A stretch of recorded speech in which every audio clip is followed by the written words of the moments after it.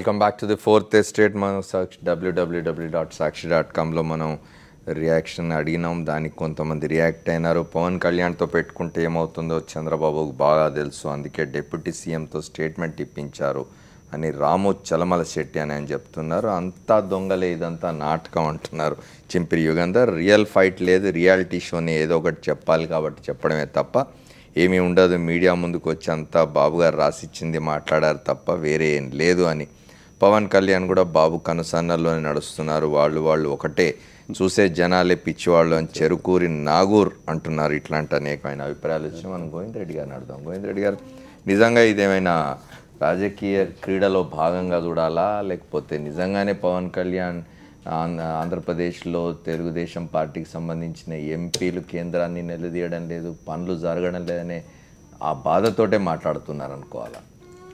నిజానికి ఆయన ఇచ్చినటువంటి ఆ ఇంటర్వ్యూ అంత డిసప్పాయింటెడ్గా ఉందనే చెప్పాలి. ఎందుకంటే సార్ ఆయన ఇప్పుడు రెండు యాంగిల్స్ మాట్లాడాడు. ఒకటి, ఓటుకు నోటు వ్యవహారంలో అసలు ఏమీ మాట్లాడలేదు. నేను కరప్షన్కు ఫ్రీ, అంటే కరప్షన్ ఫ్రీ అలాంటి సొసైటీ నిర్మించాలని ఎప్పుడైతే ఆయన ఎలక్షన్స్లో మోడీ గారితో చంద్రబాబు నాయుడు గారితో అంత చేసినటువంటి వ్యక్తి నిన్న వచ్చి అంతా ఇది కోర్టులే చూసుకుంటాయి అనేటువంటి విషయం మాట్లాడారు. ఒక జనసేన నాయకుడిగా, ఒక అపోజిషన్ నాయకుడిగా ఆయన ఒక ఇండిపెండెంట్ స్టాండ్ తీసుకోవాల్సి ఉంది. ఆయన రియల్గా పాలిటిక్స్లో ఆయన ముందుకు ఎదగాలన్నా ఏమన్నా చేయాలనుకుంటే, అట్లా కాకుండా ఇట్లా చేయడం వల్ల అది దానికి వాల్యూ లేకుండా పోయిందన్నమాట. ఈయన ఓన్లీ తెలుగుదేశానికి ఒక తోక పార్టీగా తయారైనాడు అనేటువంటి విమర్శలు చాలామంది అనుకుంటున్నాము. రెండో విషయంలో కూడా ఆయన చాలా గట్టిగా, చాలా సింపుల్గా రిమార్క్ ఇచ్చినారు. ఏది ఎంపీల గురించి వాళ్ళు వ్యాపారాలు చేసుకుంటున్నారు అనేది, అది చాలా నిజం. అయినా దానికే ఏదో రియాక్ట్ అయిపోయినారు తెలుగుదేశం నాయకులు. ఇది ఏమన్నా మరింత ప్రజల కోసం ఆయన మరింతగా గట్టిగా మాట్లాడాల్సింది అన్ని విషయాల మీద, అదంతా కూడా ప్రజలు ఎక్స్పెక్ట్ చేస్తున్నారు. అది జరగలేదు. ప్రజలు ఆశిస్తున్నది ఆయన దగ్గర నుంచి రాలేదు. నిజానికి చాలామంది ప్రశ్నించారు. ఇప్పుడు మనకు వచ్చిన ట్వీట్స్లో కూడా ఇదంతా ప్రజల్ని మోసం చేయడానికే, తెర వెనుక టీడీపీ జనసేన ఒకటే అంటున్నారు. ఇట్లాంటి అభిప్రాయం కలుగుతున్నది. ఒకటి అమ్మారు, మన తెలుగు ప్రజలైతే మొదటి నుంచి ఎన్టీ రామారావు అదే స్లోగన్ పెట్టి ఆ రోజు రాష్ట్ర ప్రభుత్వాన్ని ఏర్పాటు చేశాడు. మళ్ళీ అదే చిరంజీవి కూడా అదే రకమైనటువంటి స్లోగన్ తోటి అవినీతి రహితమైనటువంటి ఒక ప్రభుత్వాన్ని ఏర్పాటు చేస్తాము, మచ్చలేనటువంటి ఒక ప్రజాప్రతినిధి ఉండాలి అనేటువంటి ఒక మాట చెప్తూ ఆ రకంగా కొన్ని సీట్లు సంపాదించే ప్రయత్నం చేశారు. కాబట్టి ఇవాళ కూడా పవన్ కళ్యాణ్ మీద అదే ఆలోచన ఉన్నది ప్రజలందరికీ.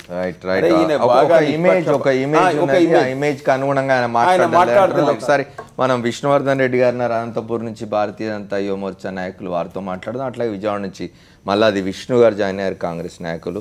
విష్ణు గారు చెప్పండి, ఈ విష్ణు అయినా ఆ విష్ణు అయినా ఏం జరుగుతోంది? ఇది జనసేన తెలుగుదేశం పార్టీ రెండు కలిసి ఆడుతున్న నాటకం అనే విమర్శ ఉంది. ఇక్కడ జరుగుతున్న ఓటు కోట్లు వ్యవహారాన్ని తెరమరుగు చేసి ఇట్లాంటి ఒక విషయాన్ని పైకి తీసుకొచ్చి ప్రజల దృష్టి మళ్లించాలని ప్రయత్నం చేస్తున్నారంటున్నారు. అనంతపురం నుంచి విష్ణువర్ధన్ రెడ్డి గారిని అడుగుదాం. చెప్పండి విష్ణువర్ధన్ రెడ్డి గారు. నమస్తే అమర్ గారు. నమస్తే, చెప్పండి. ఉన్న గెస్టులందరికీ నమస్కారం. చెప్పండి. ఇప్పుడు పవన్ కళ్యాణ్ గారు ఎంపీలకు టికెట్లు వ్యాపారాలు చేసుకున్నటువంటి ఎంపీలకు టికెట్లు ఇస్తే వ్యాపారాలు చేయక ఏం పని చేస్తారు? మరి ఎంపీలకు వ్యాపారస్తులకు టికెట్ ఇచ్చిన సందర్భంలో పవన్ కళ్యాణ్ గారు తెలియదా ప్రచారం చేసినప్పుడు? అంటే టికెట్లు ఆయన ఇవ్వలే కదండి. పవన్ కళ్యాణ్ గారు విష్ణువర్ధన్ రెడ్డి గారు, జనసేన ఇవ్వలేదు టికెట్లు, తెలుగుదేశం ఇచ్చింది కదా.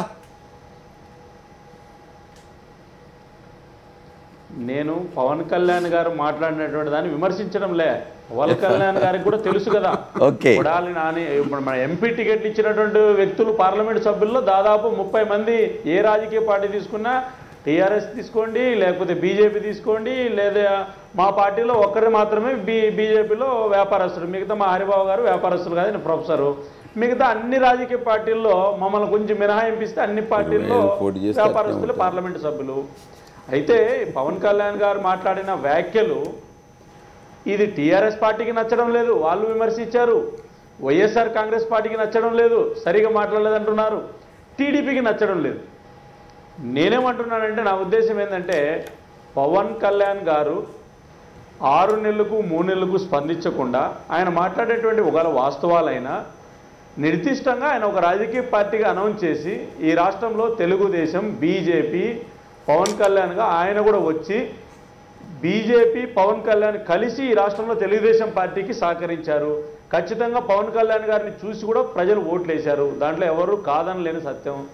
అయితే తెలుగుదేశం పార్టీ నాయకులు కూడా అంత ఈరోజు ఆయన మాట్లాడిన అంశాల మీద రియాక్ట్ కావాల్సినటువంటి అవసరం లేదు. ఒకవేళ పవన్ కళ్యాణ్ గారు తప్పు మాట్లాడంటే ఆయన ఇంకా ఇప్పుడు కూడా మన మిత్రపక్షమే. ఒక సమన్వయ కమిటీ సమావేశం పెట్టుకొని అన్ని పార్టీల నాయకులు కూర్చొని మాట్లాడుకోవాలి.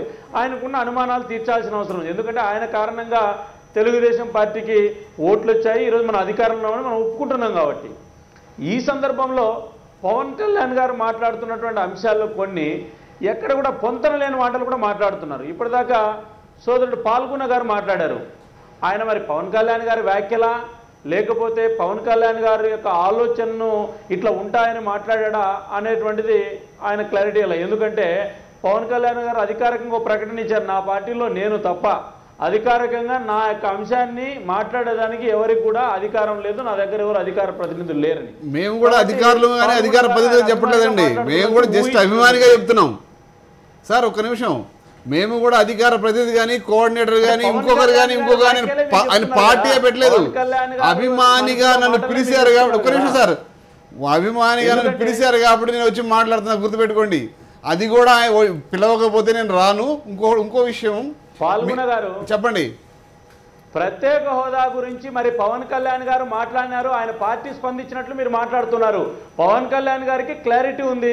భారతీయ జనతా పార్టీ ప్రధానమంత్రితోటి ఈ దేశంలో ఉన్నటువంటి కీలకమైన మంత్రులతోటి పవన్ కళ్యాణ్ గారు ఫోన్ లో మాట్లాడే చనువు ఉంది.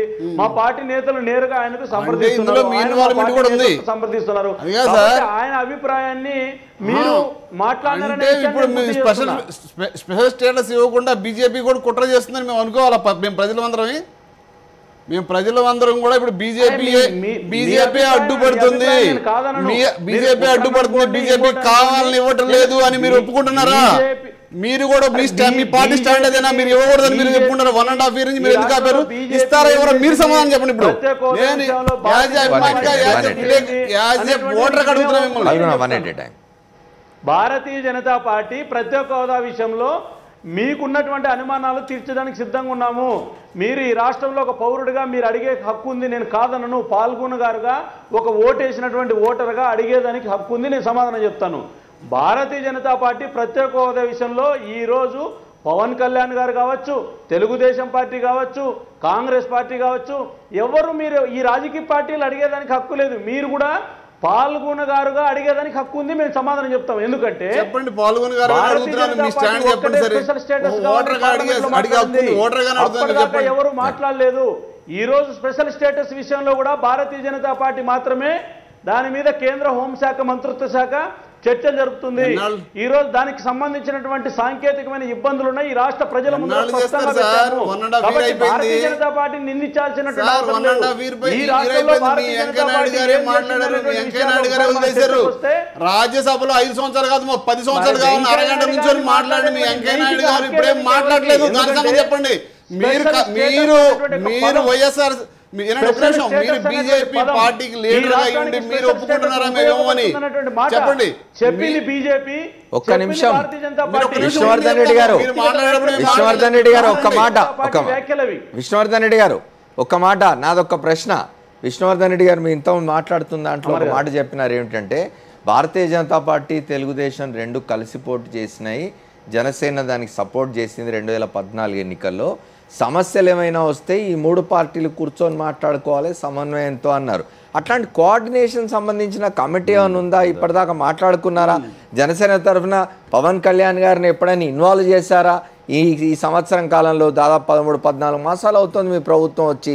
రాజధాని నిర్మాణం విషయంలో కానీ, రాజధానికి ఆ స్థలాల్ని ఎంపిక చేసే విషయంలో కానీ, స్పెషల్ స్టేటస్ సంబంధించి కేంద్రంతో పోరాడాల్సిన విషయంలో కానీ, లేదా రుణమాఫీకి సంబంధించి కానీ ఇతరేతరమైన అంశాల మీద ఎక్కడ పార్టీల నాయకులు కలిసి కూర్చొని ఎక్కడైనా మాట్లాడుకొని చంద్రబాబు నాయుడు గారు వీరి గైడెన్స్ తీసుకొని ముందుకు పోయిన సందర్భం ఉన్నదా? ఈ రాష్ట్రంలో తెలుగుదేశం పార్టీకి సంబంధించినటువంటి ప్రభుత్వంగా ఇప్పటి వరకు అధికారికంగా పవన్ కళ్యాణ్ గారు కానీ భారతీయ జనతా పార్టీ కానీ టీడీపీ కానీ ముగ్గురు ఎప్పుడు కూర్చొని మాట్లాడలేదు. ఈరోజు రాజధానికి సంబంధించినటువంటి సమస్యలు వచ్చిన సందర్భంలో కూడా పవన్ కళ్యాణ్ గారు చంద్రబాబు నాయుడు గారు వ్యక్తిగతంగా కూర్చొని మాట్లాడారు. భారతీయ జనతా పార్టీ కూడా మేము ఈ యొక్క క్యాపిటల్ నిర్మాణం సంబంధించిన విషయంలో మా వైఖరిని స్పష్టంగా రైతులకు అనుకూలంగా మేము చెప్పడం జరిగింది. అయితే మీరు చెప్పినట్లు కేంద్రంలో మాత్రం పవన్ కళ్యాణ్ గారిని మొట్టమొదటి బీజేపీ ఎన్డీఏ పార్లమెంటు యొక్క ప్రధానమంత్రి ఎంపికకు ముందు కూడా అన్ని రాజకీయ పార్టీలను కూడా కలిపింది. దీంట్లో పవన్ కళ్యాణ్ గారిని కూడా జనసేన అధ్యక్షుడిగా అధికారికంగా మేము ఆహ్వానించాం. ఆయన్ను కూడా వేదిక మీద కూర్చోబెట్టి మాట్లాడడం జరిగింది, ప్రధానమంత్రి ఎంపిక చేయడం జరిగింది. నేను అనుకుంటున్నా Bharatiya Janata Party, Telugu Desam Party, NDA కూటమిలో పవన్ కళ్యాణ్ గారు కూడా భాగస్వామి. ఈ రోజు వరకు కూడా పవన్ కళ్యాణ్ గారు ఇచ్చేటువంటి నిర్మాణాత్మక సూచనలు ఏవైతే ఉన్నాయో దాన్ని ఖచ్చితంగా మేము పాటిస్తాము, అమలు చేస్తాము. విష్ణువర్ధన్ రెడ్డి గారు, ఈ సందర్భంలో పవన్ కళ్యాణ్ గారి మీద అనుచిత వ్యాఖ్యలను కూడా మేము సమర్థించడం లేదు. పవన్ కళ్యాణ్ గారు ఇచ్చినటువంటి సూచనలు నిర్మాణాత్మకంగా చూడాలి.